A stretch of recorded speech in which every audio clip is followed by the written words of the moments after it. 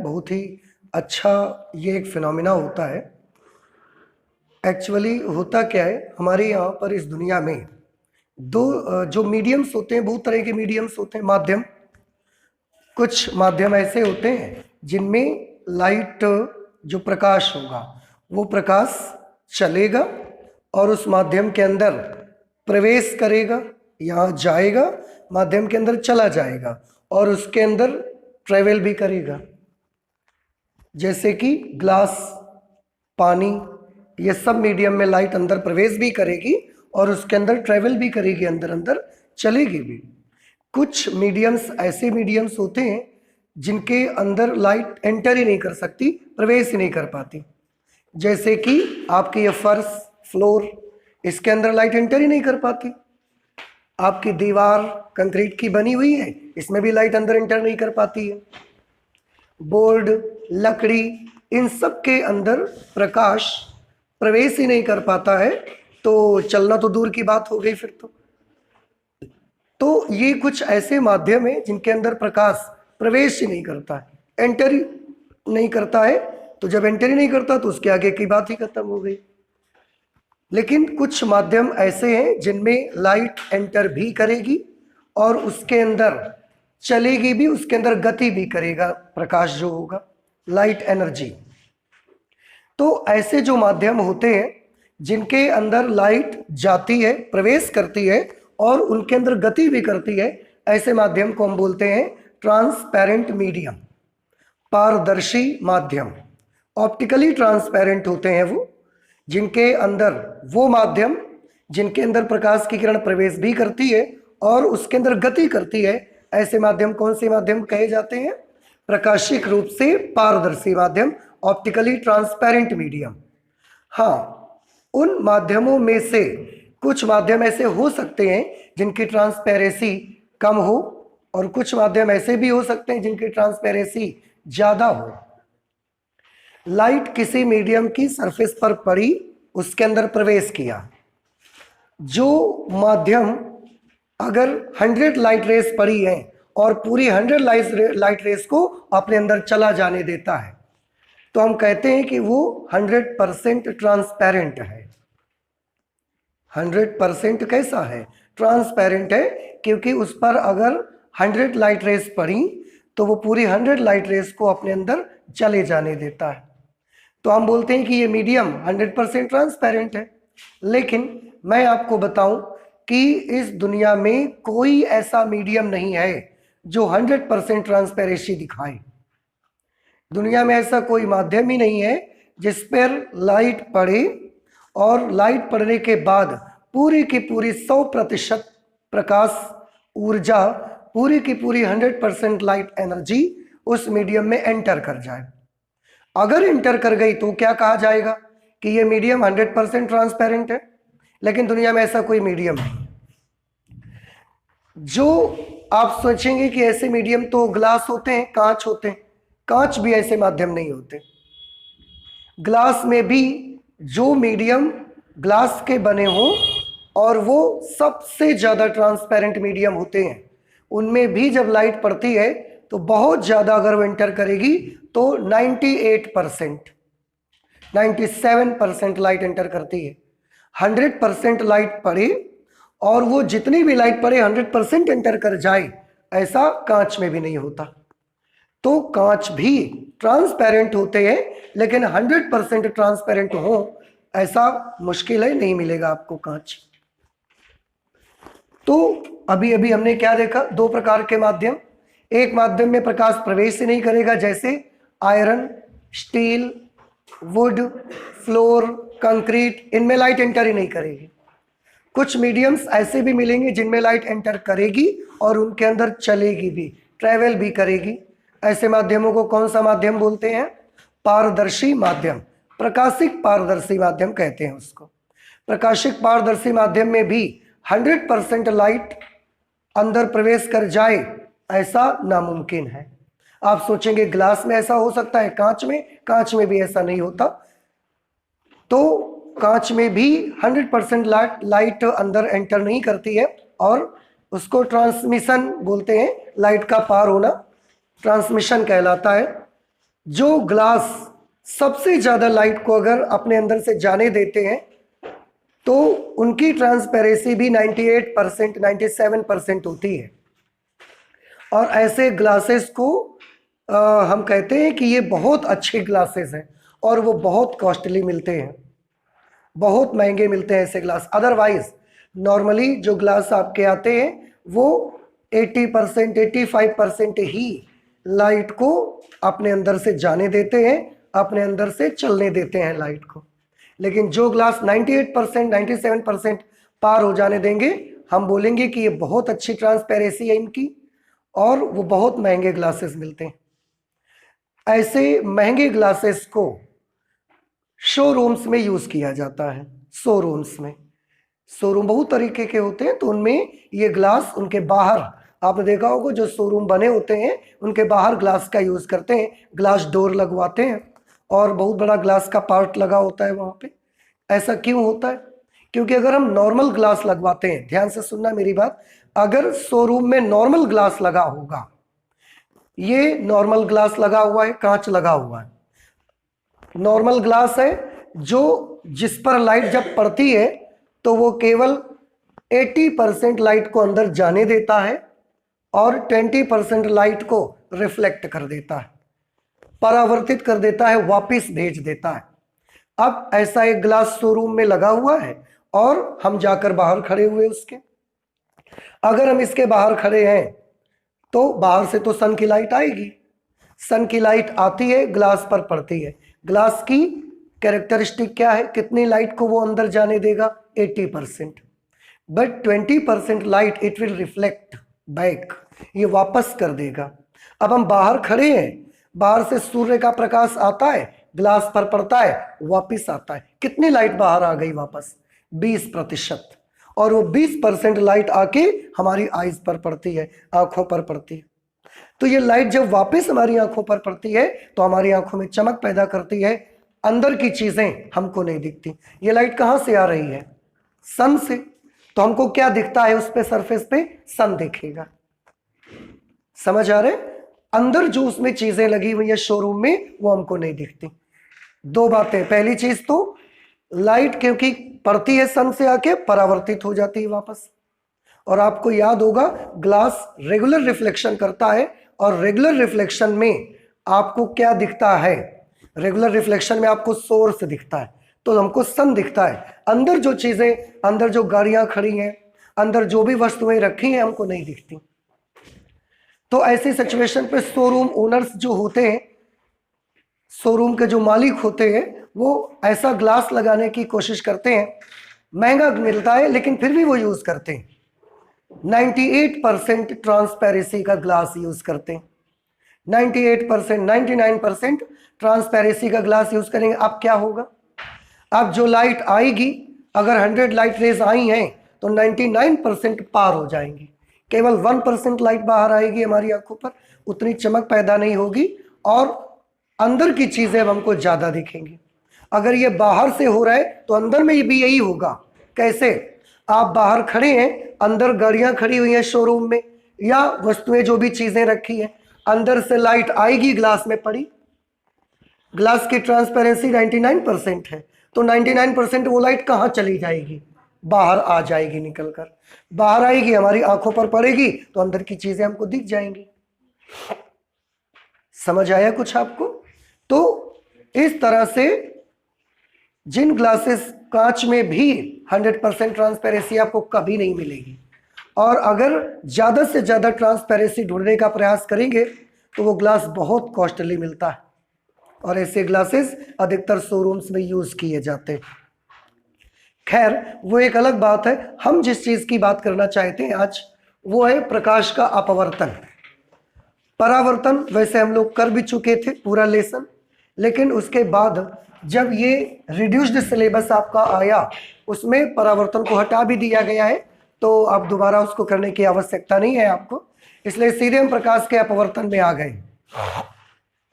प्रकाश का अपवर्तन क्या होता है इसके बारे में मैं आपको बताऊं कि लाइट, प्रकाश जब भी एक माध्यम से दूसरे माध्यम में प्रवेश करता है, अभी आपने देखा प्रवेश करता है, तो जब लाइट एक माध्यम से दूसरे माध्यम में प्रवेश करती है तो उसकी स्पीड बदल जाती है।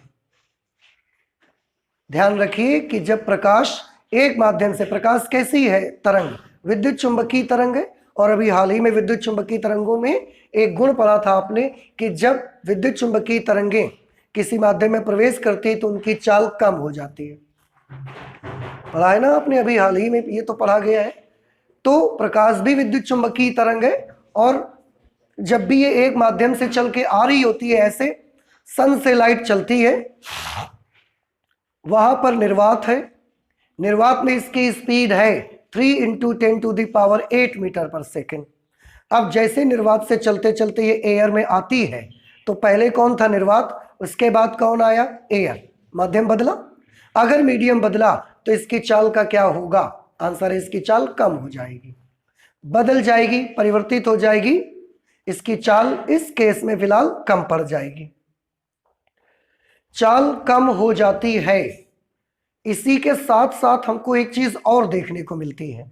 मेन फिनोमिना क्या है कि जब प्रकाश एक माध्यम से दूसरे माध्यम में प्रवेश करता है तो उसकी चाल बदल जाती है। ये मेन घटना है। इसी के साथ साथ हम देखते हैं कि प्रकाश में एक और चीज घटित होती है, उसके साथ एक और फिनोमिना साइमल्टेनियसली वहां पर होता है। क्या? कि उसकी दिशा बदल जाती है। हम देख रहे हैं कि लाइट इधर से ऐसे चली आ रही, लाइट हमारी तरफ ऐसे लाइट यूं आ रही है। अब हमने उसके बीच में एक ट्रांसपेरेंट मीडियम लगा दिया। अब आप ट्रांसपेरेंट मीडियम का मतलब समझते हैं, लाइट उसमें प्रवेश करेगी और उसके अंदर चलेगी भी। तो हमने बीच में से एक ट्रांसपेरेंट मीडियम लगा दिया। अब हम क्या देखते हैं कि लाइट अभी ऐसे आ रही थी, जैसे ही हमने एक ट्रांसपेरेंट मीडियम बीच में लगाया, ये लाइट इधर से आना शुरू हो जाती है। ऐसे ऐसे आ रही थी, पर जैसे ही ट्रांसपेरेंट मीडियम लगाया, ये लाइट ऐसे के बजाय ऐसे आती हुई हमको दिखती है इधर से। और जब तक मीडियम नहीं लगाते हैं, लाइट ऐसा आ रही है। मीडियम मत लगाइए, लाइट ऐसा आती रहेगी। आपने एक पारदर्शी माध्यम लगाया, लाइट ऐसे के बजाय इधर से आना स्टार्ट हो गई। इसका मतलब उसकी दिशा बदल जाती है। तो जब भी प्रकाश की किरण एक माध्यम से दूसरे माध्यम में प्रवेश करती है, उसमें दो घटनाएं एक साथ होती हैं। बिल्कुल। कौन सी दो घटनाएं? पहली, उसकी चाल बदल जाती है। दूसरा, उसकी दिशा बदल जाती है। चाल बदल जाती है, ये हमको समझ में नहीं आता। आपकी आंखों में बचपन से लाइट पड़ रही है, क्या आप कभी समझ पाए कि ये वाली प्रकाश जो हमारी लाइट आंखों पे पड़ रही है, इसकी चाल कम है? आप कभी नहीं समझ पाए। तो चाल बदलती है, हम इसको कभी समझ नहीं पाते, हम जान नहीं पाते। सन से लाइट चली, वैक्यूम है, निर्वात है, 3 × 10⁸ मीटर पर सेकेंड। लाइट एयर में एंटर कर गई, अब उसकी स्पीड हो गई 2.8 मीटर पर सेकेंड। 3 थी, अब कितनी हो गई? 2.8। और आगे आई, उसकी स्पीड हो गई 2.6, 2.5, और ये 2.6 वाली लाइट हमारी आंखों पर प्रवेश कर गई। लेकिन क्या कभी आपको ऐसा महसूस हुआ कि ये जो लाइट हमारी आंखों पर पड़ी, इसकी स्पीड कम है? आप कभी नहीं जान पाए, हम कभी नहीं जान पाते। तो लाइट की स्पीड 3 थी, 2.8 थी या 2.6 थी, इसको हमारी आंखें सेंस नहीं कर पाती, इसको हम समझ नहीं पाते। लेकिन लाइट में होने वाली इस दूसरी घटना को, जिसमें लाइट ऐसे आ रही थी और हमने एक माध्यम रख दिया तो लाइट इधर से आना शुरू हो गई, ये हम देख लेते हैं, ये हमको दिखता है। दिशा का बदलना हमको दिख जाता है, लेकिन स्पीड का बदलना हम नहीं सेंस कर पाते, हम नहीं समझ पाते। आपको कभी समझ में आया अच्छा कि सूर्य से आप बचपन से सारी चीजें देख रहे हैं, सारा कुछ कर रहे हैं, तो क्या कभी भी आपको ऐसा महसूस हुआ कि एक दिन वो वाले दिन आया था तो लाइट हमारी आंखों पे जो पड़ी थी उसकी स्पीड कम थी?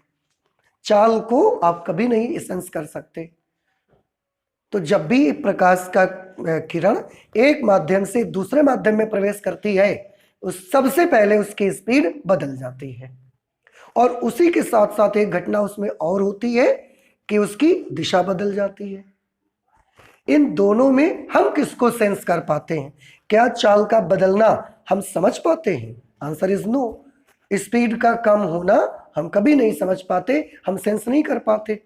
लेकिन ये जो दूसरी घटना उसके साथ होती है, दिशा का बदल जाना, तो ये तो दिखता है हमको, इधर से लाइट आ रही थी, माध्यम रखने से इधर से आने लगी, ये चीज हमको दिखती है और ये हम सेंस कर पाते हैं। लेकिन ये जो प्रकाश के एक माध्यम से दूसरे माध्यम पे जाने पर दो घटनाएं घटित होती हैं एक साथ साइमल्टेनियसली, जो ये इवेंट्स, जो फिनोमिनास उस पे होते हैं, इसमें से एक है उसका कारण और दूसरा है उसका रिजल्ट। चाल का कम हो जाना और दिशा का बदल जाना, इन दोनों में से एक है रीजन और एक है उसका परिणाम। रीजन कौन है, परिणाम कौन है? तो आंसर है, जब प्रकाश की किरण एक माध्यम से दूसरे माध्यम में जाती है तो उसकी चाल बदल जाती है, ये रीजन है, ये कारण है। और उसका रिजल्ट क्या मिलता है आपको? चाल बदल जाती है, उसका रिजल्ट ये मिलता है कि उसकी दिशा बदल जाती है। अब बात ये आती है कि चाल बदल जाने से दिशा कैसे बदल जाएगी, ये एक बड़ा इंटरेस्टिंग फिनोमेना है। तो प्रकाश के अपवर्तन में जब भी मैं आपको पूछूंगा कि प्रकाश का अपवर्तन क्या होता है, तो आपको क्या बताना है कि प्रकाश की किरण जब भी एक मीडियम से, एक माध्यम से दूसरे माध्यम में जाती है तो उसकी चाल बदल जाती है। ये है प्रकाश का अपवर्तन। आपको समझ आ रहा है? और उसकी वजह से क्या होता है, दिशा बदल जाती है। तो चाल बदल जाना कारण है, रीजन है। मेन फिनोमिना चाल का बदलना है, मेन फिनोमिना दिशा का बदलना नहीं है। 10th में आप डेफिनेशन लिख लेते हैं प्रकाश की, अपवर्तन की परिभाषा लिख लेते हैं कि जब प्रकाश किरण एक माध्यम से दूसरे माध्यम में जाता है तो उसकी उसकी दिशा बदल जाती है, अपने मार्ग से विचलित हो जाती है। इस घटना को प्रकाश का अपवर्तन कहते हैं। डेफिनेशन गलत नहीं है, पर यह डेफिनेशन अधूरी है, इसमें कमियां हैं कुछ। तो उसको कैसे पूरा करना है अभी आपको, कि जब प्रकाश की किरण एक माध्यम से दूसरे माध्यम में जाती है तो उसकी चाल बदल जाती है, और चाल बदलना रीजन है, इसकी वजह से दिशा बदलती है। तो इस पूरे फिनोमिना को हम मिला के क्या बोलते हैं, प्रकाश का अपवर्तन। वही हमने यहाँ टेक्स्ट में लिखा हुआ है कि जब प्रकाश किरण एक माध्यम से दूसरे माध्यम में जाती है तो उसकी चाल बदल जाती है। This is the main phenomena. याद रखिए, आप भूलिए नहीं, उसकी चाल बदल जाती है जिसके कारण वह अपने वास्तविक मार्ग से थोड़ा सा विचलित हो जाती है। इस घटना को प्रकाश का अपवर्तन कहते हैं। लेकिन अब फिर से एक प्रॉब्लम सभी के सामने है कि हमने तो बता दिया कि चाल बदल जाना रीजन होता है और दिशा का बदलना उसका रिजल्ट है। तो चाल बदलने की वजह से दिशा बदलती है, ऐसा कैसे हो जाता है, अब इसको हम लोगों को समझना है। ये बहुत इंटरेस्टिंग है, आप सभी गौर से इस चीज को समझिए। देखिएगा यहां पर हमने एक ये मीडियम लगाया, एक माध्यम लगाया। इस माध्यम में इसके ऊपर एक दूसरा मीडियम है, मीडियम 1, और इसके नीचे एक दूसरा मीडियम है। ये पूरा दूसरा माध्यम है, ये एक अलग माध्यम है। कुछ भी मान लो, एयर है और ये ग्लास है, कांच है, कुछ भी मान लो।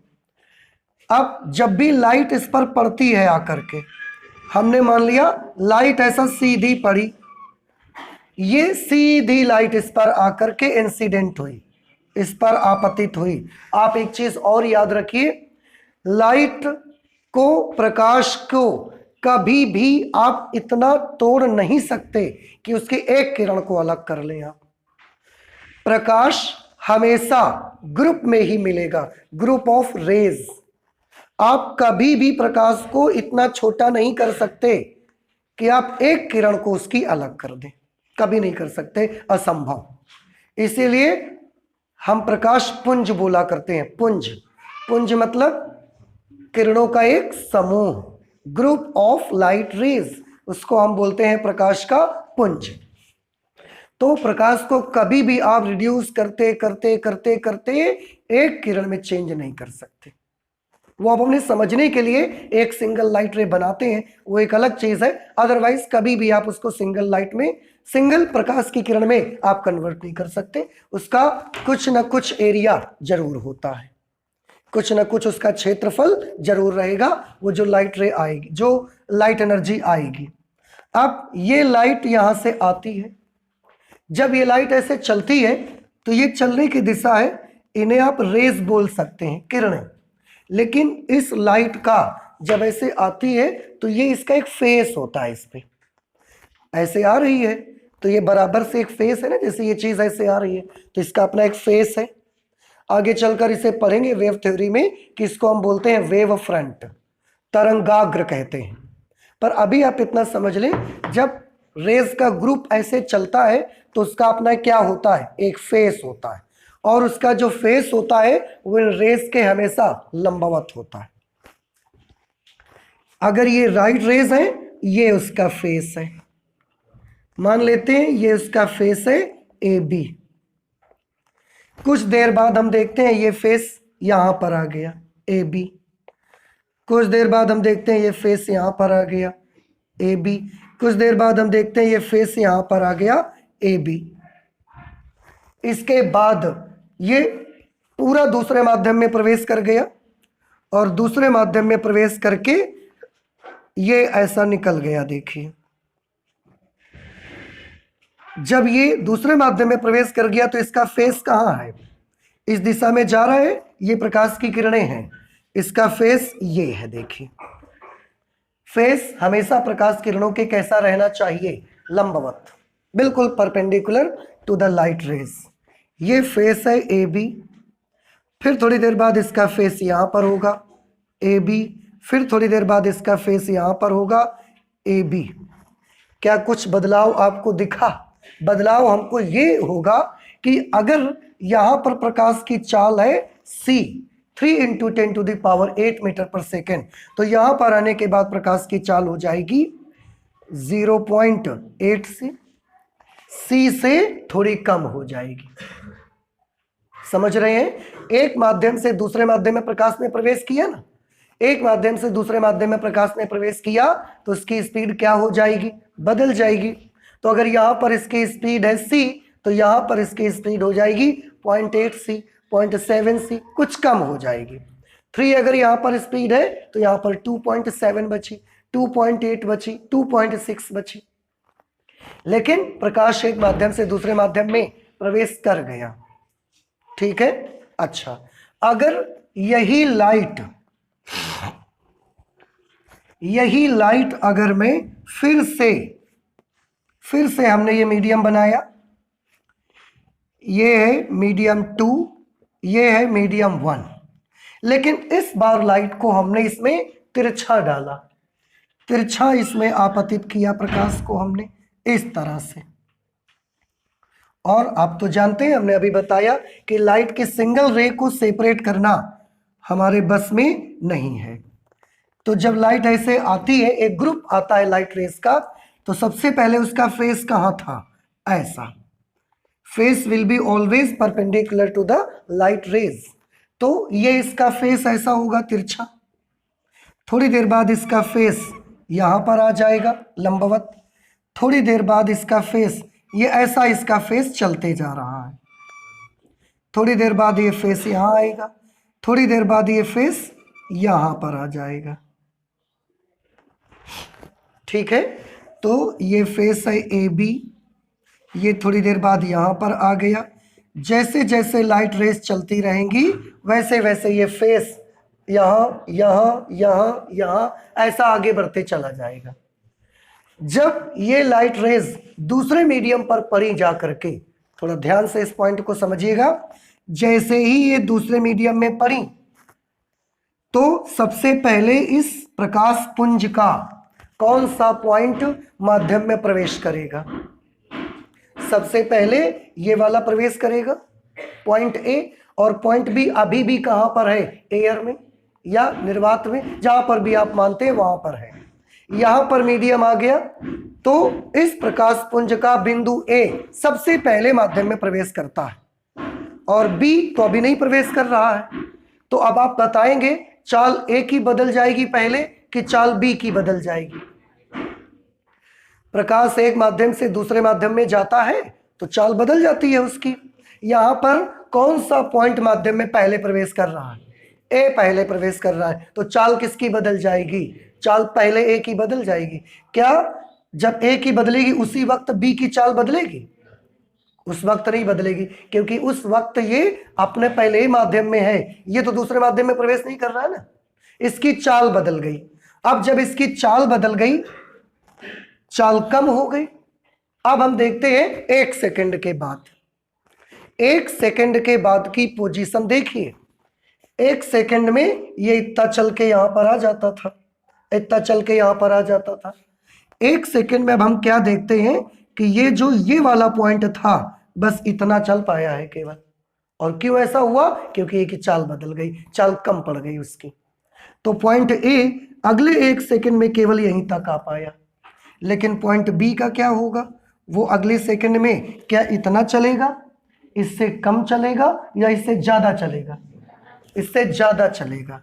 तो ये पॉइंट बी अगले 1 सेकंड में चल के यहां पर आ गया, मान लिया हमने, या यहां पर आ गया, पर इससे ज्यादा चलेगा। अब ये सबको क्लियर है? ये चल के कहां पर आ पाया? 1 सेकंड में केवल इतनी डिस्टेंस चल पाया, क्योंकि इसने दूसरे माध्यम में कदम रख दिया और इसकी स्पीड कम हो गई। लेकिन ये वाला पॉइंट अभी भी एयर में है, अभी भी वैक्यूम में है, इसलिए इसकी स्पीड कम नहीं होगी। इसकी स्पीड अगर कम नहीं होगी तो ये अगले 1 सेकंड में इतना ही चलेगा, इससे ज्यादा चलेगा या कम चलेगा? तो आंसर है ज्यादा चलेगा। तो हमने मान लिया अगर अब ज्यादा ही चलाना है तो हमने यहां से यहां तक चला दिया उसको, अगले 1 सेकंड में वो वहां पहुंच गया। अब फेस कहां है प्रकाश का? जो हमारा प्रकाश पुंज है उसका फेस कहां पर पड़ेगा? फेस के लिए आपको क्या बताया गया है? फेस हमेशा प्रकाश किरण के लंबवत होता है। तो 1 सेकंड बाद बिंदु ए कहां पर है? यहां पर। ये वाली प्रकाश किरण यहां पर है और बी कहां पर है? यहां पर। अब एक ऐसी लाइन खींचो जो दोनों पर लंबवत हो। तो वो लाइन कैसी आपको मिलेगी? वो लाइन आपको ऐसी मिलेगी। नहीं समझ में आया? भाई अगले 1 सेकंड में ये यहां पर आ गया और अगले 1 सेकंड में ये इतनी दूर चल के आ गया। तो अब हम ढूंढने जाते हैं कि इसका जो फेस ए बी आ रहा था वो कहां पर है। तो जब अगले 1 सेकंड में ये चल के यहां पर आ पाया, ये चल के यहां पर आ गया, तो यही तो फेस बना। बना कि नहीं बना? अब फेस हमेशा एक दूसरे से कैसे रहते हैं? समांतर। ये फेस है, ये फेस, ये सारे के सारे फेस एक दूसरे से कैसे रहेंगे? हमेशा समांतर। तो अगला फेस बनाइए। अगला फेस बनाएंगे तो ये अगला फेस भी कैसा बनना चाहिए? समांतर बनना चाहिए ऐसे। तो अब आप देखें, अगर समांतर आपको बनाना है तो आपकी लाइट क्या हो गई? देखिए मुड़ गई कि नहीं मुड़ गई? और ऐसा ले जाइए इसको, फेस समांतर ही रहना चाहिए, फेस को समांतर ही रहना चाहिए। अब आप देखें ये आगे जाते जाते लाइट मुड़ गई, हमने एक्स्ट्रा कुछ नहीं किया। केवल जब तिरछा हमने लाइट को डाला था तो पहले चाल किसकी बदली थी? ए की चाल बदली थी। बी अभी भी पहले वाले माध्यम में था तो ये उसी स्पीड से चल रहा था। 1 सेकंड में ये इतना ही चल पाया क्योंकि इसकी चाल बदल गई, लेकिन ये 1 सेकंड में इतना चल गया क्योंकि इसकी चाल चेंज नहीं हुई थी।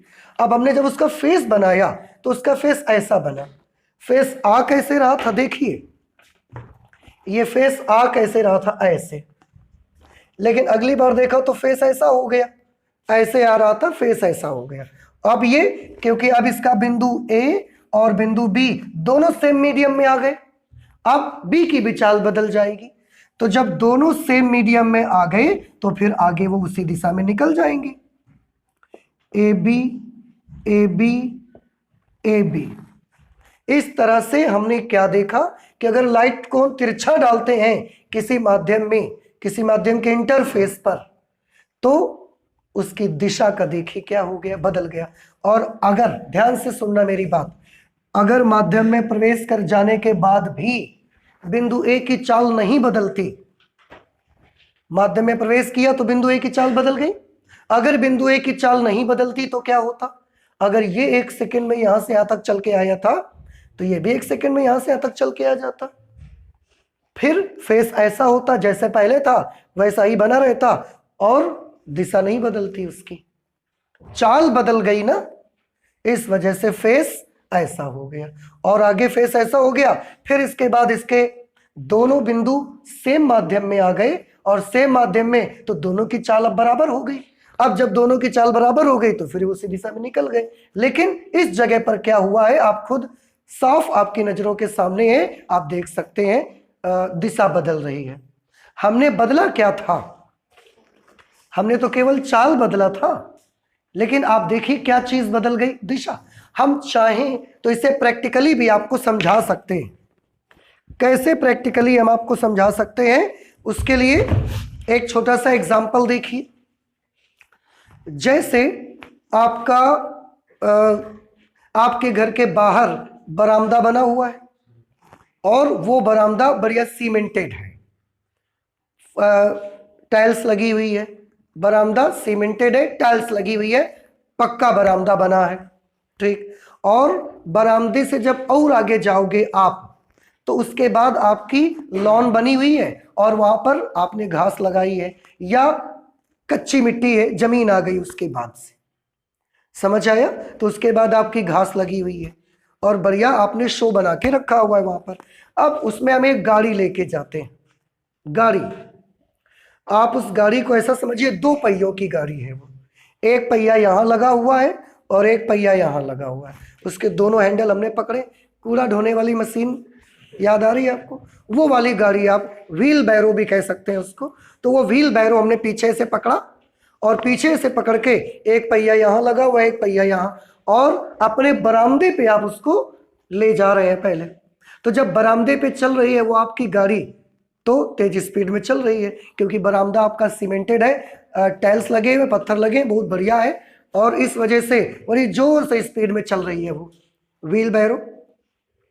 अब हम उसको तिरछा ले गए, ये मान लो यहां के बाद आपकी लॉन स्टार्ट हो जा रही है, इसके बाद लॉन स्टार्ट हो जाएगी और बरामदा ऐसे है, इसके बॉर्डर की इधर बरामदा है और इसके उधर आपका लॉन है, घास का मैदान बना हुआ है। और घास के मैदान में तो टाइल्स लगा नहीं होगा, वो तो मिट्टी होगी, कच्ची जमीन होगी, ध्यान रखिएगा। तो ऐसा बॉर्डर बना हुआ है हमारे बरामदे का, इधर बरामदा उधर लॉन। और हम इसको ऐसा सीधा लेके नहीं आते, हम इसको सीधा लेके नहीं आते, हम कैसा लेके आते हैं? तिरछा। तो ऐसा जब तिरछा लेके आएंगे और ये पहिया लॉन में आ गया, सबसे पहले कौन सा पहिया कच्ची जमीन में जाएगा? ये वाला जाएगा कि ये वाला? ये वाला कच्ची जमीन में जाएगा। उस वक्त ये वाला पहिया कहाँ है? अभी भी टाइल्स में है, सीमेंटेड बरामदे में है आपके। जब ये कच्ची जमीन पे पहुंच गया और ये अभी भी टाइल्स वाली सीमेंटेड बरामदे में है, चाल किसकी कम हो जाएगी? इसकी चाल कम हो जाएगी और इसकी चाल अभी भी उतनी ही। आपको क्या लगता है क्या होगा इसका? बड़ी जोर से आप ऐसा लेके आ रहे थे, ये पहिया कच्ची जमीन में चढ़ गया, ये अभी भी बरामदे में है, और आप देखेंगे कि ये गाड़ी पूरी ऐसे घूम के खड़ी हो जाएगी आपकी, क्योंकि इसकी स्पीड अभी भी कैसी है? इसकी स्पीड अब कम हो गई है, इसकी स्पीड अभी भी कैसी है? उतनी ही है।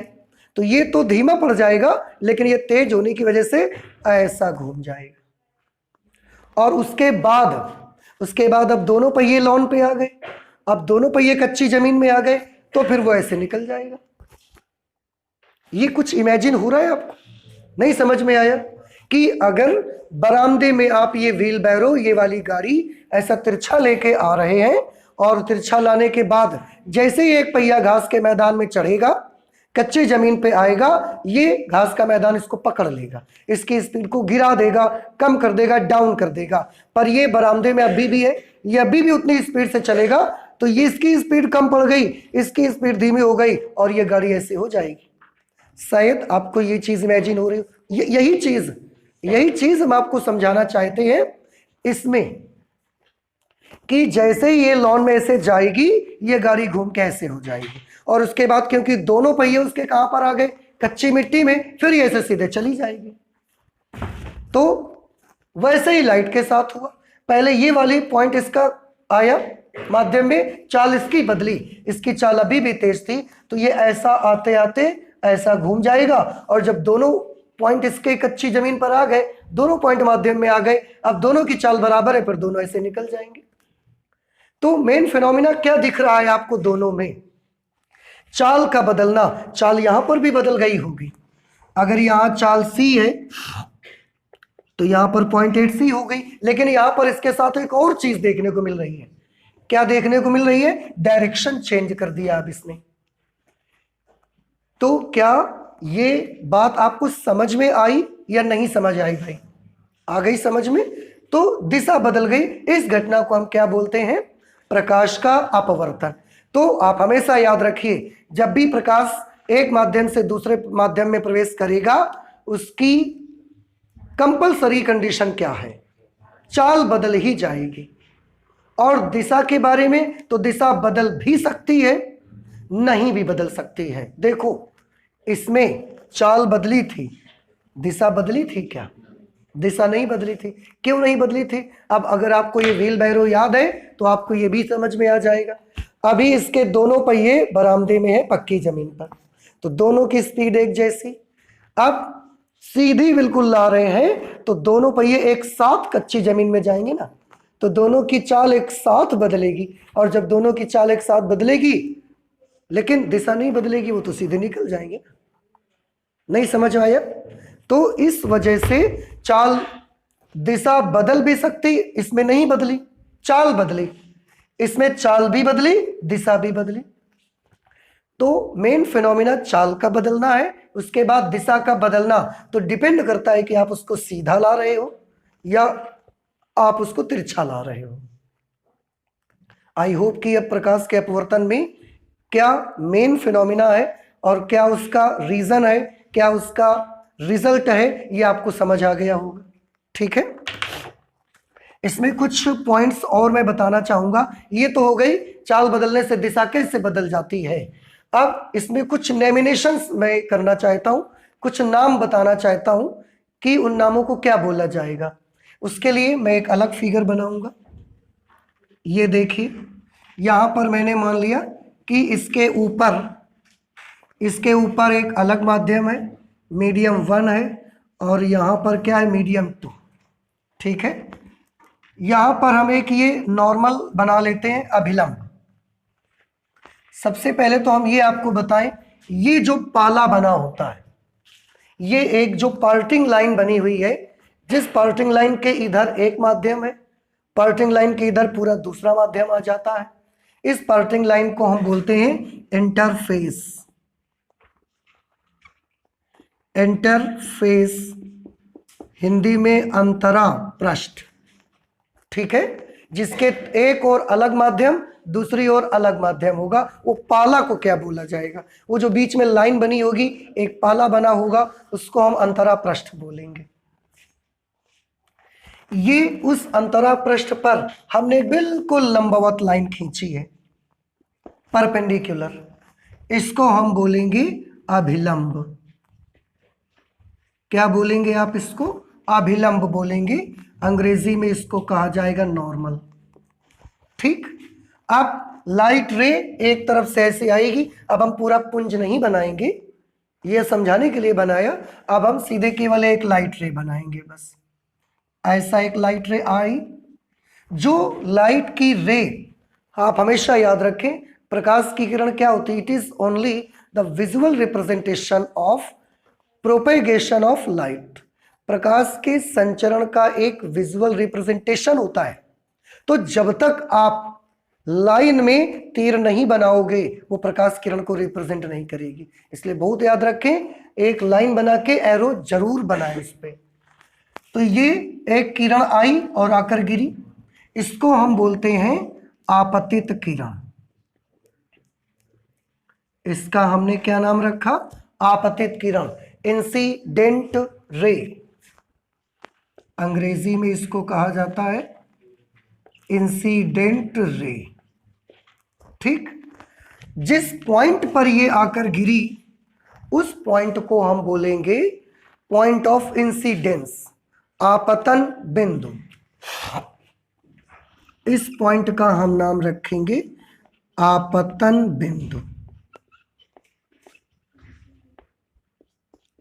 अंग्रेजी में इसे कहा जाएगा पॉइंट ऑफ इंसिडेंस। ठीक, इसके बाद आपने अभी अभी क्या देखा है कि जब लाइट प्रवेश करेगी तो अपनी दिशा बदल देगी। इसके चलने की जो वास्तविक मार्ग था इसका, ये वास्तविक मार्ग है। अगर ये मुड़ेगी नहीं तो ये ऐसा सीधी निकल जाना चाहिए इसको, लेकिन हमने इसमें क्या देखा कि ये ऐसा मुड़ गई, ऐसे। तो ये क्या चीज है? ये है प्रकाश किरण का वास्तविक मार्ग, उसका ये रियल पाथ है, लेकिन ये रियल पाथ पर नहीं गई बल्कि थोड़ा सा मुड़ गई। ये जो लाइट रे मुड़ के आ गई है, इस लाइट रे का हमने नाम रखा, क्यों? क्योंकि अपवर्तन हो गया, इसलिए इसका हमने नाम रखा अपवर्तित किरण। अपवर्तित किरण, अंग्रेजी में इसको बोलते हैं रिफ्रैक्टेड रे। एक बात ये बताएं मुझे, अपवर्तन यहां हुआ था कि यहां हुआ था? अपवर्तन यहां हुआ है या यहां हुआ है? इसमें अपवर्तन हुआ है, इसमें अपवर्तन, अरे वाह भाई।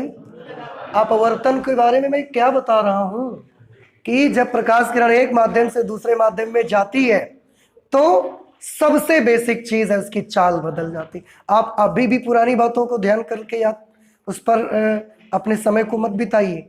आप अब इसको देखिए, चाल बदली कि नहीं बदली? अपवर्तन हुआ। चाल बदली कि नहीं बदली? अपवर्तन हुआ। क्योंकि दिशा का बदलना हर बार पॉसिबल नहीं है। दिशा कभी बदलेगी, कभी नहीं बदलेगी। लेकिन अगर मीडियम बदल गया, चाल बदल गई, तो रिफ्लेक्शन हुआ। आप अब इसको तिरछा जा रही है, सीधा जा रही है, ये देख के मत बताइए। अगर चाल बदल गई है तो रिफ्रैक्शन हो ही गया है। समझ आया? तो रिफ्रैक्शन यहां पर हुआ है या यहां पर हुआ है? दोनों जगह हुआ है, क्योंकि चाल दोनों जगह बदली है। फर्क इतना है कि इसमें दिशा नहीं बदली, इसमें दिशा बदल गई है। तो दिशा का बदलना जरूरी है क्या? जरूरी नहीं है। जरूरी क्या है? चाल का बदलना। तो अपवर्तन का मुख्य फिनोमिना चाल का बदलना है, दिशा का बदलना में इंपॉर्टेंट थोड़ी है। दिशा तो चाल बदलने की वजह से बदल जाती है, वो वजह है उसकी। ये अपवर्तित किरण है, अंग्रेजी में इसको क्या बोलेंगे? रिफ्रैक्टेड रे। तो ये इसके कुछ नाम हैं। इसमें हमने एक चीज और देखी। क्या हमने एक चीज और देखी? हमने ये देखा कि क्योंकि हमारे पास बहुत तरह के माध्यम होते हैं, तो हमने अलग अलग टाइप के ये वाले मीडियम लगा के देखे। अब अगर अलग अलग टाइप के मीडियम लगा के देखे तो हमने क्या देखते हैं कि कभी जो ये लाइट ऐसा आती है, ये उसका रियल पाथ है, ये वास्तविक मार्ग से कभी तो ऐसा हो जाती है, ऐसा आ जाती है, और कभी कभी ये लाइट रे अपने वास्तविक पाथ से ऐसा भी हो जाती है। इस दिशा में भी चली जा सकती है, कभी कभी ऐसा भी होगा। उस समय इसको क्या नाम रखेंगे? या तब भी अपवर्तित किरण ही होगी। लेकिन ये जो माध्यम दो है, अगर हम इसको बदलते जाते हैं तो हमने देखा कि कुछ माध्यमों में प्रकाश किरण वास्तविक मार्ग से इधर की ओर झुक जाती है, और कुछ माध्यमों में प्रकाश किरण वास्तविक मार्ग से ऐसा चली जाती है, उधर की ओर चली जाती है। तो जिन माध्यमों में प्रकाश की किरण ऐसा झुकेगी, ये वाली, इसको हम बोलेंगे कि अभिलंब की ओर झुक गई है। ये अभिलंब बना हुआ है, रास्ता इसका ऐसे था, अब ऐसे से अगर ये ऐसे हो गई तो ये किसकी तरफ आ गई? अभिलंब की ओर आ गई। और अगर प्रकाश की किरण ऐसे जाते जाते ऐसा हट गई तो हम इसको क्या बोलेंगे? अभिलंब से दूर चली गई। तो इस वाली को क्या बोला जाएगा? हाँ, अभिलंब की ओर बोला जाएगा, टुवर्ड्स नॉर्मल। और इस वाली को क्या बोला जाएगा? अभिलंब से दूर, अवे फ्रॉम नॉर्मल। ये है टुवर्ड्स नॉर्मल, और ये है अवे फ्रॉम नॉर्मल। अब क्योंकि एक ही फिगर में मैंने दोनों बनाया, लेकिन एक बार में एक ही काम होगा। या तो वो अंदर की ओर आ जाएगी, अभिलंब की ओर आ जाएगी, और या फिर वो अभिलंब से दूर हट जाएगी। मैंने दोनों एक ही चित्र में बना के दिखा दिए।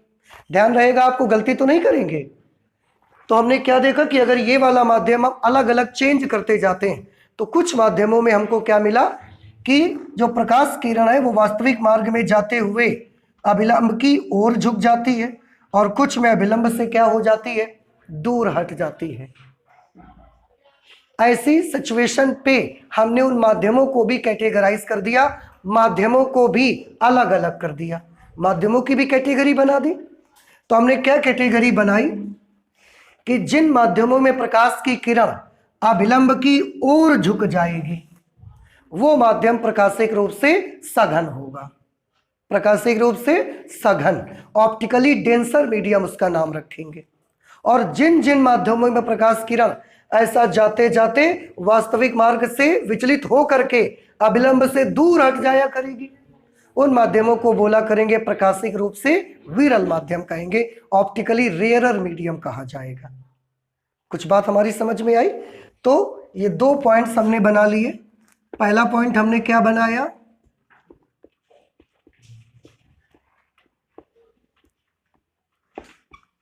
जिन माध्यमों में प्रकाश किरण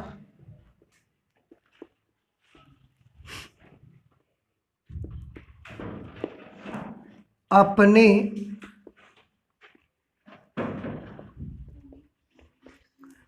वास्तविक मार्ग से विचलित होकर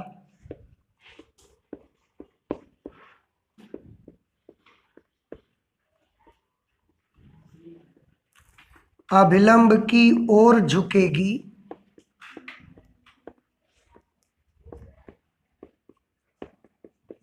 अभिलंब की ओर झुक जाएगी,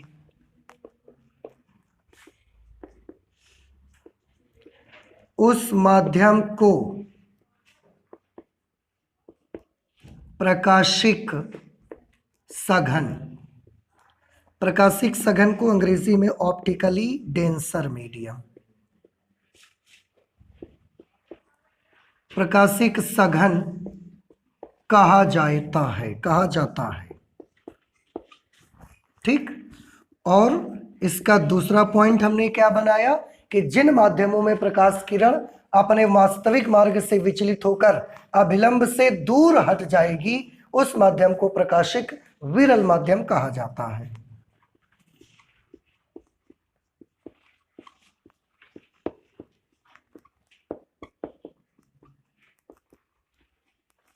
जिन माध्यमों में प्रकाश किरण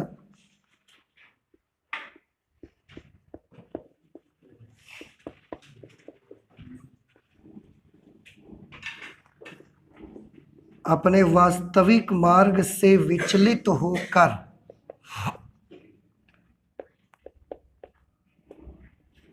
जिन माध्यमों में प्रकाश किरण अपने वास्तविक मार्ग से विचलित होकर अभिलंब से दूर हट जाती है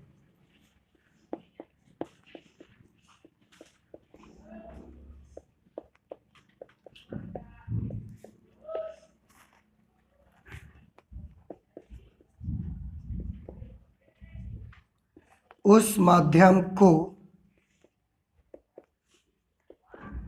प्रकाशिक विरल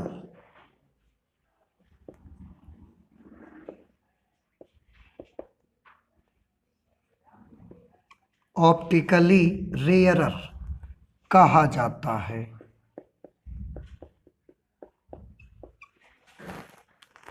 प्रकाशिक विरल। तो ये 2 पॉइंट्स और आपको अच्छे से याद रखना है कि जिन माध्यमों में प्रकाश किरण अपने वास्तविक मार्ग से विचलित होकर अभिलंब की ओर झुक जाया करेगी उस माध्यम को क्या बोला करेंगे, प्रकाशिक सघन।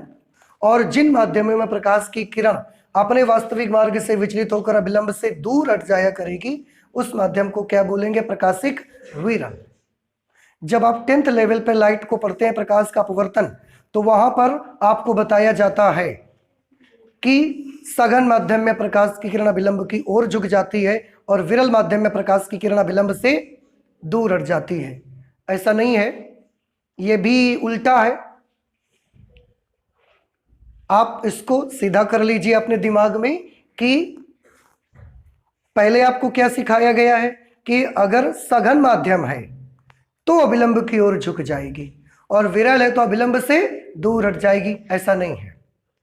अगर अभिलंब की ओर झुक जाए तो वो सघन है, और अगर अभिलंब से दूर हट जाए तो वो विरल है। आप खुद सोचिए मैं क्यों कह रहा हूं कि वो उल्टा था जो आपने पढ़ा था। वो मैं इसलिए बोल रहा हूं बेटा, क्योंकि आप पहले ये देखो, पहले आप नाम रखोगे कि पहले किरणों को देखोगे किधर मुड़ रही हैं। पहले हमने प्रकाश किरणें डाला, पहले हमने देखा कि वो मुड़ रही हैं, तब नाम रखा ना उनका हमने। कि आपने पहले नाम रख दिया था सघन और विरल, उसके बाद देखा तो मुड़ रही है उस पे, ऐसा तो नहीं हुआ। पहले आपने क्या किया होगा, पहले हमने लाइट रेस को डाला, लाइट रेस डाली, फिर हमने देखा कि कोई ऐसे मुड़ जाती है अभिलंब की तरफ, कोई अभिलंब से दूर जाती है, फिर हमने उनका नाम रखा। तो पहले हमने प्रकाश किरणों को डाला है उस पे, और जब देखा कि किसी में अभिलंब की ओर झुक रही है, किसी अभिलंब से दूर हट रही है, तब हमने उसका नाम रखा है। तो ऐसा याद करना भी कि सघन माध्यम में अभिलंब से अभिलंब की ओर आ जाती है, विरल में अभिलंब से दूर हटती है, ये उल्टा है। इसको सीधा करके याद कर लें कि प्रकाश की किरण अगर अभिलंब की ओर झुक जाए तो वो माध्यम सघन है, अगर अभिलंब से दूर हट जाए तो वो माध्यम विरल है। और आगे के लिए हम याद कर लेते हैं कि कभी अब हमको सघन बोला गया तो हम जान जाया करेंगे कि माध्यम में अभिलंब की ओर झुक रही है लाइट रे। समझ आया कुछ आपको? तो इस तरह से ये प्रकाश का अपवर्तन, उसमें मेन फिनोमिना क्या है, उससे कुछ संबंधित कुछ नाम, अभिलंब की ओर अभिलंब से दूर, उनसे रिलेटेड मीडियम्स के भी हमने जो नाम रखे हैं वो भी आपने देखा। ठीक है, तो इसे नोट कर लीजिए आप। एक चीज और होता है, अपवर्तनांक एक शब्द आता है, क्योंकि अब जो ये हमने अपवर्तन पढ़ा इससे रिलेटेड कुछ रूल्स बने, कुछ लॉज बने। उन लॉज को हमको पढ़ना, जैसे परावर्तन के नियम थे, ऐसे ही अपवर्तन के नियम भी बने। तो अपवर्तन के नियमों को पढ़ने के लिए उनमें पहले एक शब्द आएगा आपका अपवर्तनांक। इसको हम थोड़ा सा स्टडी करना चाहते हैं जरा कि अपवर्तनांक क्या होता है। अपवर्तनांक को हम अंग्रेजी में बोलते हैं रिफ्रैक्टिव इंडेक्स, अपवर्तनांक। और ये अपवर्तनांक किसी माध्यम का होता है। अपवर्तनांक किसका होगा? प्रकाश किरण का या प्रकाश का नहीं होता। अपवर्तनांक हमेशा किसका होता है? तो अपवर्तनांक हमेशा किसी न किसी माध्यम का होता है अपवर्तनांक। ये भी आपको याद रखना है, ठीक है। आप थोड़ा ध्यान से देखिए, किसको बोलेंगे अपवर्तनांक, गौर करेंगे आपको बहुत अच्छे से समझ में आएगा।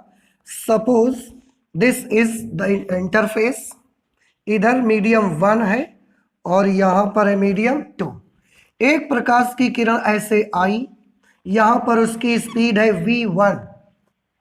जब ये एक माध्यम से दूसरे माध्यम में प्रवेश करेगी तो या तो ये अभिलंब की ओर झुक जाएगी और या तो ये अभिलंब से दूर हट जाएगी। डिपेंड करेगा कि आपने मीडियम कैसा यूज किया है।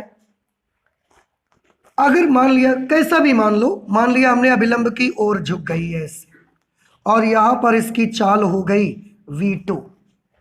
ठीक है, ये माध्यम 2 है, ये माध्यम 1 है। माध्यम 1 से प्रकाश की किरण आ रही है, माध्यम 2 में प्रवेश कर रही है। माध्यम 1 में इसकी चाल v1, माध्यम 2 में इसकी चाल v2। अब हमको अपवर्तनांक स्टडी करना है, तो हम यहां पर क्या लिखते हैं, माध्यम 1 के सापेक्ष। ये लैंग्वेज आप समझ लीजिए जरा। ये हमने क्या बनाया है, नॉर्मल अभिलंब।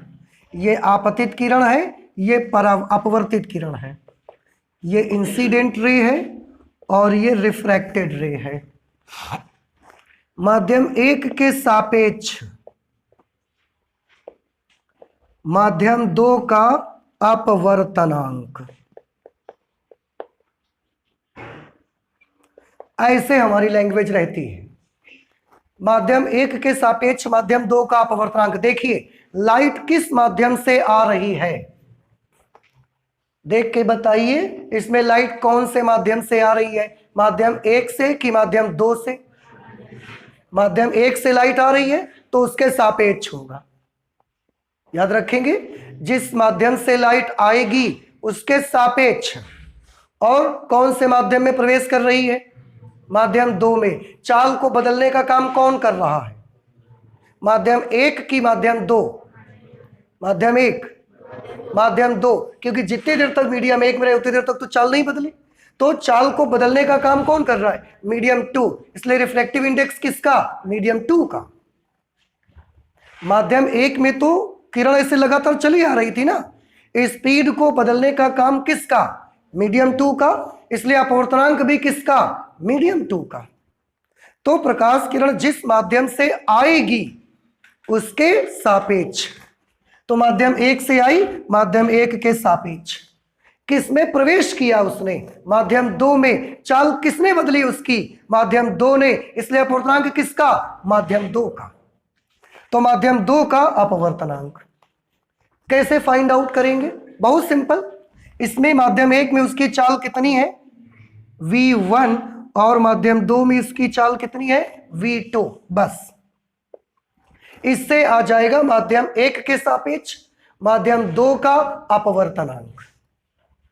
तो जिसके सापेक्ष होगा, जब भी हम बोलेंगे कि माध्यम 1 के सापेक्ष, आप समझ जाना कि प्रकाश की किरण माध्यम 1 से ही आ रही है, और जिसका अपवर्तनांक होगा उसमें जा रही है, उसमें प्रवेश कर रही है। ठीक है। और अपवर्तनांक कैसे निकालेंगे? तो जहां से आ रही होगी वहां पर प्रकाश की चाल बटे जिस माध्यम में प्रवेश कर रही है उस माध्यम में प्रकाश की चाल। इससे हम उसका क्या निकाल लिया करेंगे? अपवर्तनांक निकाल लिया करेंगे। और एक चीज देखो, किसी भी माध्यम का अपवर्तनांक हमको क्या बताता है? किसी भी माध्यम का अपवर्तनांक हमको उस माध्यम की वो वाली ताकत बताता है कि वो चाल को कितना कम कर सकता है। मैं इसको एक छोटा नोट बना के यहां लिखता हूं। माध्यम का अपवर्तनांक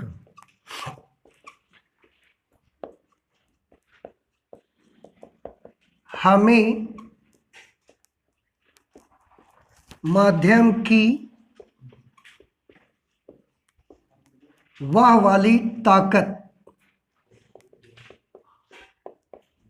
बताता है। माध्यम का अपवर्तनांक हमें माध्यम की वह वाली ताकत बताता है कि वह माध्यम चाल को कितना कम कर सकता है।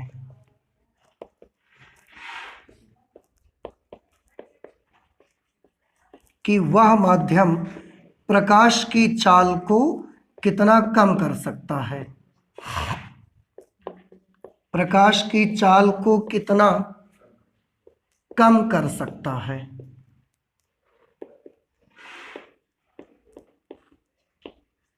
इसका क्या मतलब हुआ?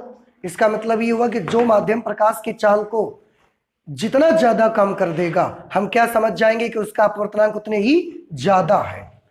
माध्यम का अपवर्तनांक हमें माध्यम की वह वाली ताकत बताता है कि वह माध्यम प्रकाश की चाल को कितना कम कर सकता है। एक छोटा सा एग्जांपल है, आप ध्यान से इसको देखिएगा। यहां से एक प्रकाश की किरण आई, यहां पर उसकी चाल है 100, यहां पर जब प्रवेश कर गई उसकी चाल हो गई 80। ये एक मीडियम है 1, एक मीडियम 2, फिर हमने एक दूसरे मीडियम लिया, यहां पर प्रकाश की चाल है 100, ये है मीडियम 1 और ये है मीडियम 3। मीडियम 1 हमने वही रखा, चाल भी इसलिए सेम है। इसमें हमने देखा इसकी चाल हो गई 50। बताएं माध्यम 2 और माध्यम 3 में से किसने चाल को ज्यादा कम कर दिया? इसने कितना घटाया था? 20। इसने कितना कम किया था? 50। किसने ज्यादा कम कर दिया? मीडियम 3 ने ज्यादा कम कर दिया, तो मीडियम 3 का अपवर्तनांक ज्यादा और मीडियम 2 का अपवर्तनांक कम। नहीं समझ में आया? आया तो हम क्या लिख सकते हैं? माध्यम 3 का अपवर्तनांक, माध्यम 3 का अपवर्तनांक कैसा होगा? अधिक।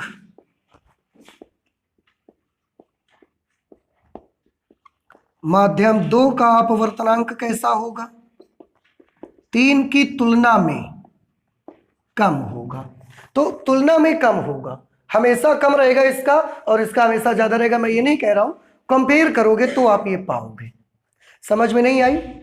अब माध्यम 2 का अपवर्तनांक कम है, माध्यम 3 का ज्यादा है, क्योंकि उसने चाल को ज्यादा घटा दिया है। अगर मैं पूछूं कितना अपवर्तनांक है इसका, तो आप क्या बताएंगे, कैसे निकालेंगे? अपवर्तनांक के लिए, रिफ्रैक्टिव इंडेक्स के लिए 100/80 आ जाएगा अपवर्तनांक। इसका रिफ्रैक्टिव इंडेक्स कैसे आएगा?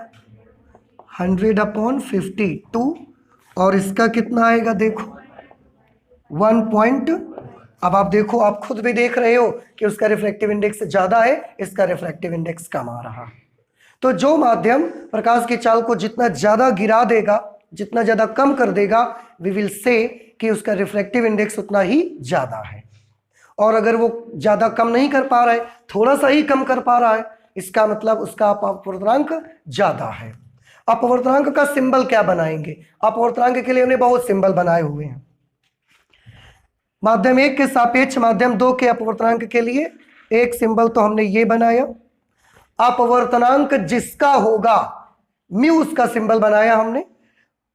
जिसका अपवर्तनांक होगा वो नंबर तुरंत उसके साथ रहेगा, और जिसके सापेक्ष होगा वो थोड़ा बाद में आएगा। तो अपवर्तनांक किसका था? माध्यम 2 का, तो 2 तुरंत रहेगा इसके साथ। 1 के सापेक्ष है तो 1 थोड़ा बाद में आ रहा है। समझ आई बात आपको? हम इसको ऐसा भी सिंबल दे सकते हैं, देखो कैसे, ऐसा सिंबल दे सकते हैं। म्यू के तुरंत साथ 2 है, 1 तो जब ऊपर की ओर झांकोगे तब आपको मिलेगा, ठीक है। हम इसका ऐसा सिंबल भी बना सकते हैं, 2μ1, ऐसा भी बना सकते हैं। हम इसका ऐसा सिंबल भी बना सकते हैं, μ21, ऐसा सिंबल भी बना सकते हैं। तो म्यू के साथ हर बार उसके नजदीक कौन दिखेगा आपको?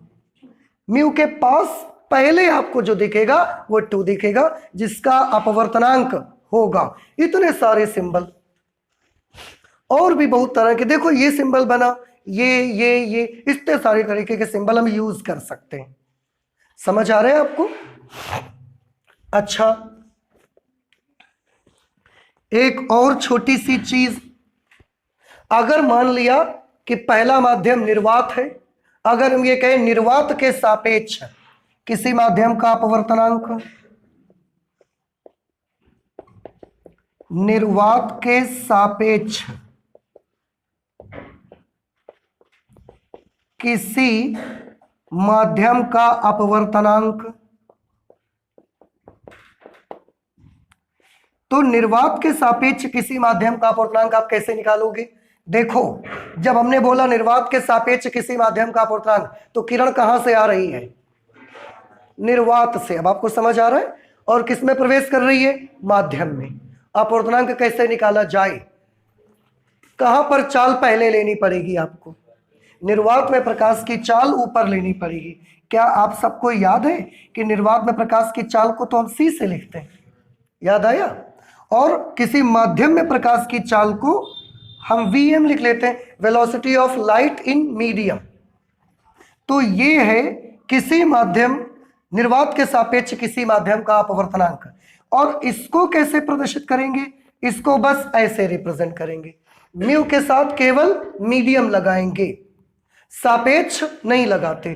और इस अपवर्तनांक का हमने एक नाम रखा, इसका नाम है माध्यम का निरपेक्ष अपवर्तनांक।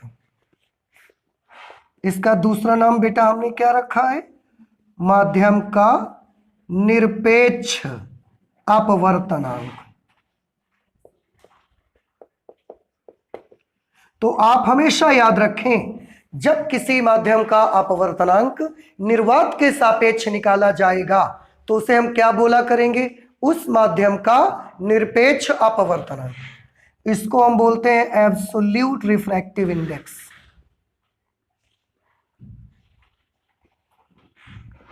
एब्सोल्यूट रिफ्रैक्टिव इंडेक्स इसको कहा जाता है। आपको याद नहीं रह पाएगा ये कि जब किसी माध्यम का अपवर्तनांक हम निर्वात के सापेक्ष कैलकुलेट करेंगे तो ऐसे अपवर्तनांकों को क्या बोला जाएगा? माध्यम का निरपेक्ष अपवर्तनांक। और उसको प्रदर्शित करने के लिए भी हम केवल म्यू के साथ मीडियम का यूज करेंगे और कुछ सिंबल यूज नहीं करेंगे।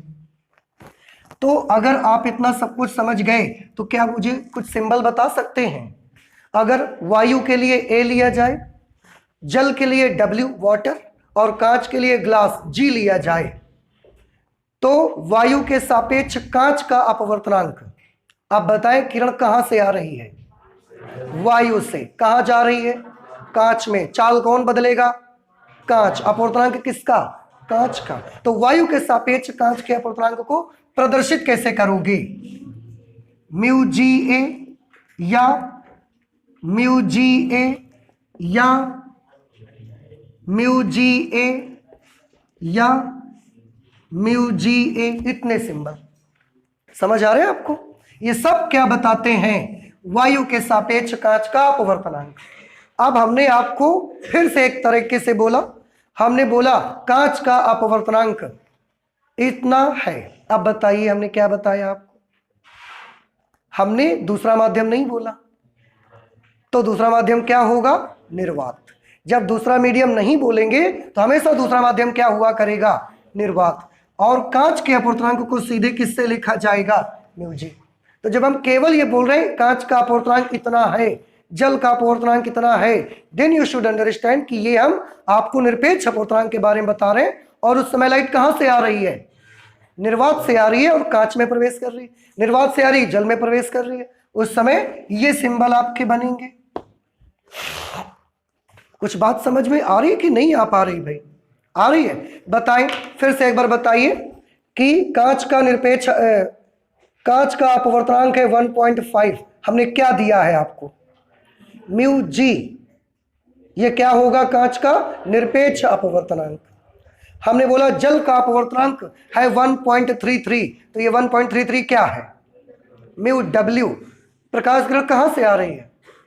निर्वात से। दूसरा माध्यम नहीं बताया ना, तो निर्वात से आ रही है।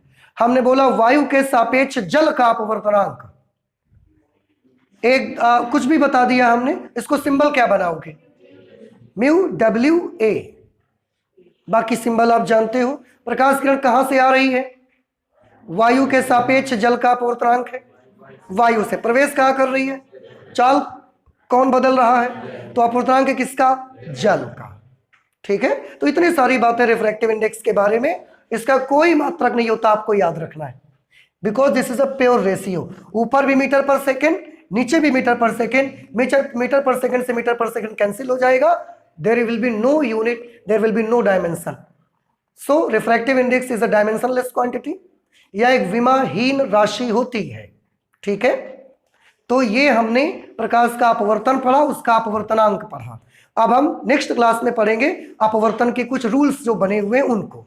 तो आज इतना ही रखेंगे, मिलेंगे नेक्स्ट क्लास पे। Thank you.